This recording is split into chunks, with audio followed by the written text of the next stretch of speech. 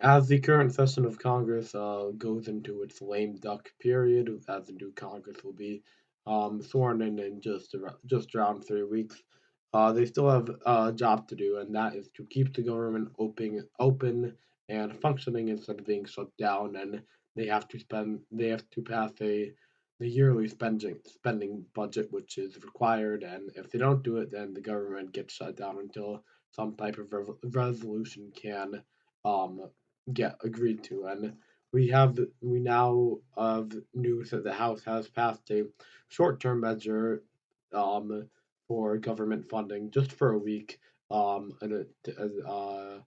very non-controversial, very cut down. Not really anything interesting in this package, just to keep the agencies open for an additional week and just delay allow Congress to delay in the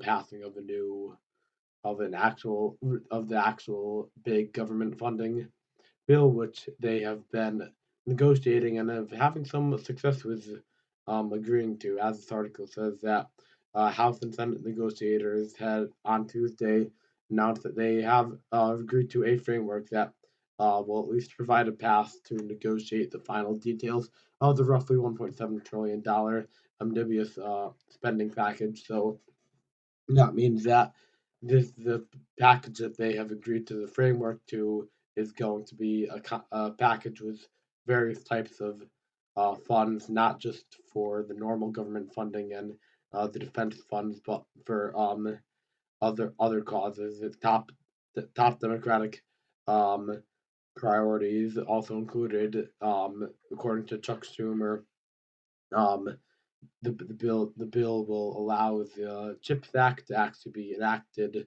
That was passed a few months ago, um, and the law to help out healthcare benefits to extend those and to help veterans for the Toxic Burn Pits Act, which finally got passed not too long ago as well, and we're seeing a more Republican opposition to the Democratic top priorities, as we know, as would be expected: climate change measures, healthcare proposals, tax proposals. They're also trying to include in the Electoral College Act, which would clarify how the counting is done and make it less likely for another January 6th to actually succeed again in the future, and make it clear that the vice president doesn't have any power to um, overturned the results.